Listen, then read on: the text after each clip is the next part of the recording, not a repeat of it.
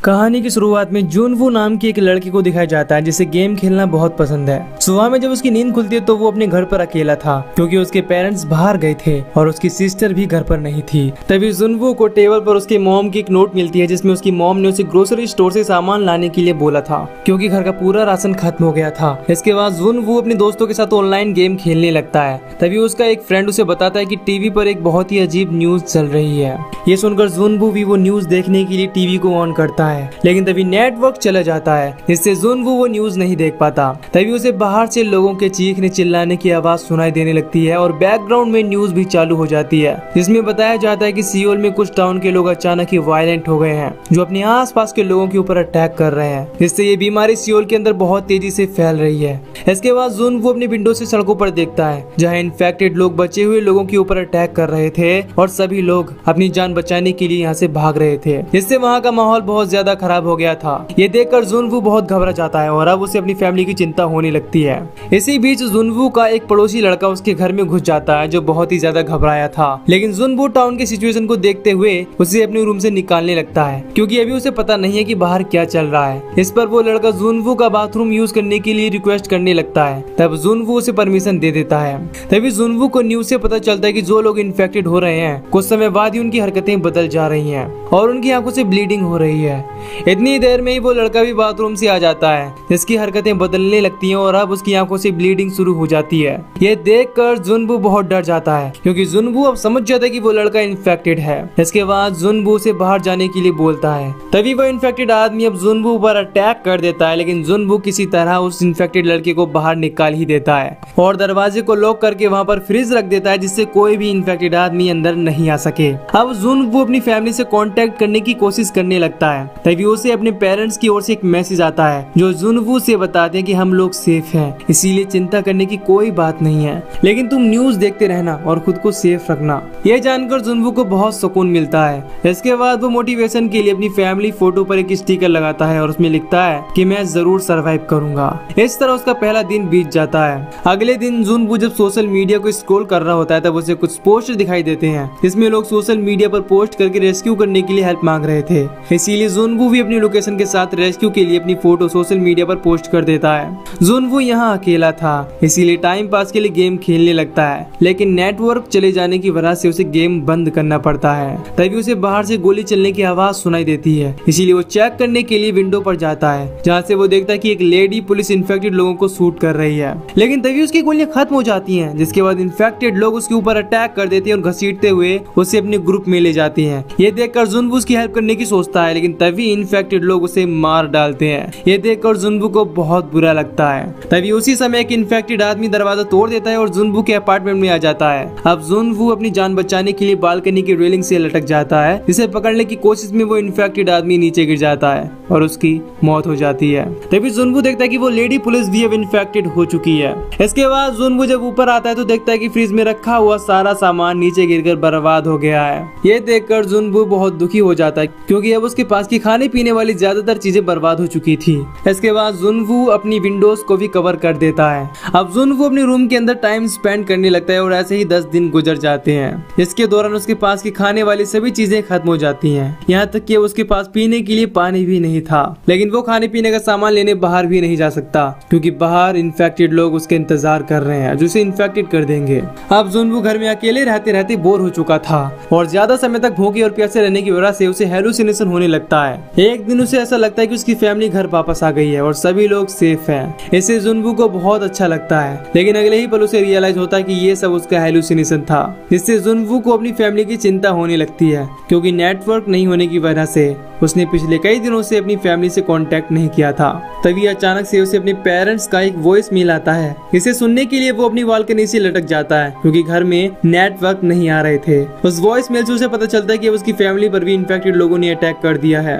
इस बात से जुनवू को बहुत दुख होता है और गुस्से में आकर वो घर का सामान तोड़ने लगता है। इसके बाद वो इन्फेक्टेड लोगों को भी मारने लगता है क्योंकि इनकी वजह से ही उसने अपनी फैमिली को खो दिया। लेकिन अब आवाज को सुनकर यहाँ पर बहुत सारे इन्फेक्टेड लोग आ जाते हैं, इसीलिए जुनवू को यहाँ से भागना पड़ता है। फिर ऐसे ही धीरे धीरे 20 दिन गुजर जाते हैं और समय के साथ साथ सिचुएशन और भी खराब होने लगती है क्योंकि इन्फेक्टेड लोगों ने चारों तरफ तबाही मचा कर रखी हुई थी, जिससे पूरे शहर की बिजली पानी सब कुछ बंद हो गया था।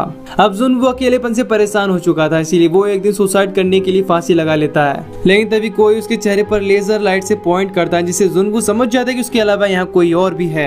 इसीलिए अब वो किसी तरह खुद को वहाँ से नीचे उतारता है और विंडो से देखने पर उसे पता चलता है कि सामने वाली बिल्डिंग में एक लड़की है जो ऐसी सिचुएशन में अभी भी सर्वाइव कर रही है और इसका नाम यूबिन है। इसके बाद दोनों इशारों से एक दूसरे के साथ बात करना शुरू करते हैं और धीरे धीरे इनके बीच दोस्ती होने लगती है।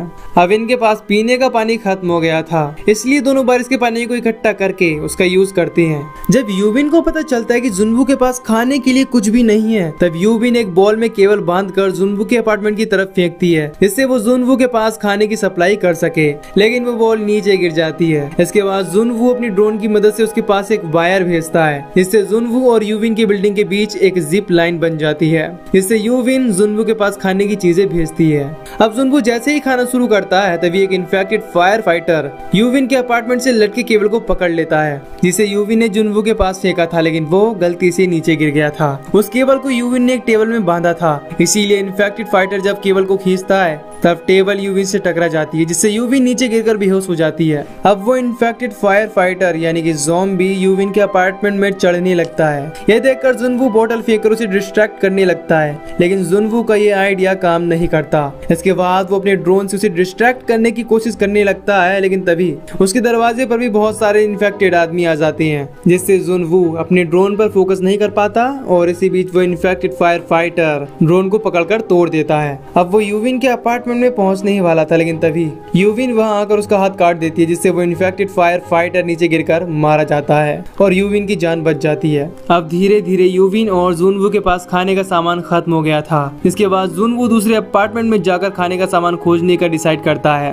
क्योंकि यूबिन से मिलने के बाद वो सर्वाइव करना चाहता है। इसीलिए जुनवू ज़ॉम्बी से बचते हुए एक अपार्टमेंट में पहुंचता है, जहाँ के फ्रिज में उसे खाने का कुछ सामान मिल जाता है। इसके साथ ही उसे वहाँ से 2 वॉकी टॉकी भी मिलते हैं। इतनी देर में ही वहाँ पर एक इन्फेक्टेड आदमी यानी कि ज़ॉम्बी आ जाता है और वो जुनवू पर अटैक कर देता है, लेकिन जुनवू किसी तरह वहाँ से निकल जाता है और अपने अपार्टमेंट में पहुंच जाता है। जुनवू ने कई दिनों से कुछ भी नहीं खाया था, इसीलिए सबसे पहले वो अपना पेट भरता है और इसके बाद वो यूबिन के लिए भी खाने का सामान और एक वॉकी टॉकी भेजता है, जिसकी मदद से दोनों एक दूसरे से बात करने लगते हैं। तभी इन्हें बाहर कुछ हलचल महसूस होती है, जिससे इनको लगता है कि बाहर बारिश हो रही है। इसीलिए जुनवू चेक करने के लिए बाहर जाता है। तब उसे पता चलता है कि वो हलचल ज़ॉम्बीज़ की है, जो अब पूरी बिल्डिंग में आते ही जा रहे हैं। ये देखकर दोनों बहुत डर जाती हैं। तभी गलती से यूबिन अपने अपार्टमेंट में कुछ सामान गिरा देती है, जिसकी आवाज सुनकर इन्फेक्टेड लोग उसके अपार्टमेंट की तरफ आने लगते हैं। तभी जुनवू के पास एक आइडिया आता है और वो यूबिन के बगल वाले अपार्टमेंट में लैंडलाइन नंबर पर कॉल कर देता है, जिसकी आवाज से इन्फेक्टेड लोग अब उस अपार्टमेंट की तरफ चले जाते हैं और इस तरह जुनवू यूबिन की जान बचा लेता है। इसके बाद दोनों बिल्डिंग के 8वें फ्लोर पर जाने का डिसाइड करते हैं, क्योंकि यूबिन ने वहाँ किसी भी इन्फेक्टेड आदमी को नहीं देखा था,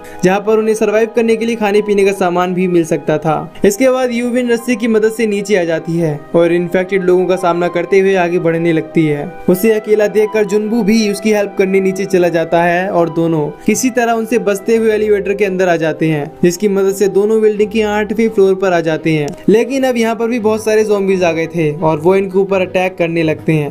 तभी वहाँ पर एक आदमी आता है जो इनको बचाकर अपने अपार्टमेंट में ले आता है और इनकी हेल्प करता है, लेकिन यूबिन को उस आदमी के ऊपर शक होता है। इसके बाद वो आदमी दोनों को पानी और खाने का सामान देता है। दोनों को भूख लगी थी, इसीलिए दोनों खाने लगते हैं। तभी वो आदमी बताता है कि कुछ समय बाद यहाँ पर रेस्क्यू टीम आने वाली है। ये सुनकर जुनवू और यूबिन बहुत खुश हो जाते हैं, लेकिन तभी अचानक से दोनों बेहोश होने लगते हैं, क्योंकि उस आदमी ने उनके खाने में कुछ मिलाया था।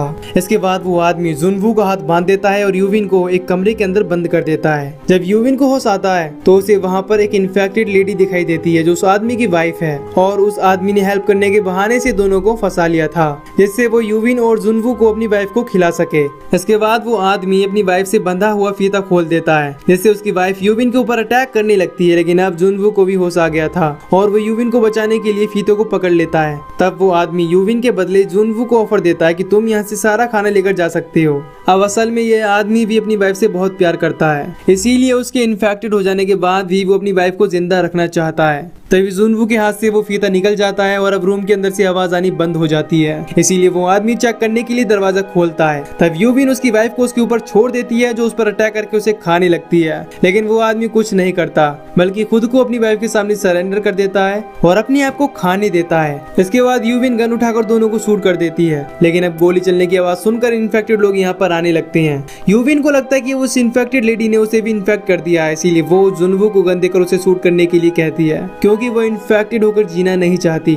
लेकिन जुनवू ऐसा करने के लिए तैयार नहीं था और इस समय दोनों की आंखों में आंसू आ जाते हैं, क्योंकि अब इनको लगता है कि दोनों एक दूसरे से अलग होने वाले हैं। तभी जुनवू को हेलीकॉप्टर के आने की आवाज सुनाई देती है। फिर खिड़की से देखने पर दोनों को बाहर हेलीकॉप्टर नजर आता है, जिससे दोनों बहुत खुश हो जाते हैं और इनको सर्वाइव करने की एक और उम्मीद मिल जाती है। इसके बाद जुनवू और यूविन रूफ टॉप पर जाने के लिए निकल जाते हैं, जिससे रेस्क्यू टीम इन सबको देखकर इनकी हेल्प करे। लेकिन अब इनके पीछे सभी इन्फेक्टेड लोग भी आने लगते हैं। इसी बीच यूविन इन्फेक्टेड लोगों के बीच में फंस जाती है। ये देखकर जुनवू उसकी हेल्प करता है और किसी तरह से वहां से बाहर निकालता है। इसके बाद वो यूविन को रूफ टॉप पर जाकर रेस्क्यू टीम को सिग्नल देने के लिए बोलता है, जिससे रेस्क्यू टीम को पता चल सके कि इस बिल्डिंग में कोई सर्वाइवर है।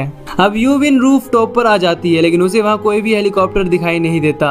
इसके कुछ देर बाद जुनवू भी रूफ टॉप पर पहुंच जाता है और यहाँ के दरवाजे को लॉक कर देता है। जब जुनवू को भी यहाँ कोई भी हेलीकॉप्टर दिखाई नहीं देता तो वो भी बहुत अपसेट हो जाता है और अब इनकी आखिरी उम्मीद भी टूटने लगती है। तभी ज़ॉम्बीज़ दरवाजे को तोड़ देती हैं और रूफ टॉप पर आने लगते हैं। ये देखकर जुनवू अपनी गन निकालता है और उनको शूट करने लगता है, लेकिन अब उसकी सभी गोलियां खत्म हो जाती हैं, जिससे जुनवू और यूविन अब अपनी आखिरी उम्मीद भी खो देते हैं। लेकिन तभी यहाँ पर रेस्क्यू टीम आ जाती है और इन्फेक्टेड लोगों के ऊपर फायरिंग करने लगती है। इसके बाद यूविन और जुनवू उस हेलीकॉप्टर में चढ़ जाती है और रेस्क्यू टीम इनको इस एरिया से बाहर लेकर चली जाती है। जिसके बाद जुनवू और यूविन के फोन में नेटवर्क भी आ जाती है और इनके फ्रेंड्स के मैसेज आने लगते हैं। अब जुनवू और यूविन वहाँ से बाहर निकलकर बहुत खुश थे, लेकिन जुनवू को जब अपनी फैमिली के बारे में याद आता है तब वो बहुत अपसेट हो जाता है। फिर जुनवू को पता चलता है कि रेस्क्यू टीम को सोशल मीडिया की पोस्ट की हेल्प से उसे खोजा है और वो ऐसे ही बहुत सारे सर्वाइवर्स को बचा रहे हैं और ये मूवी यहीं पर खत्म हो जाती है। तो दोस्तों, अगर आपको इस मूवी की एक्सप्लेनेशन पसंद आई हो तो वीडियो को लाइक और चैनल को सब्सक्राइब कर दीजिए। बाकी मैं मिलूंगा आपसे न्यू वीडियो में।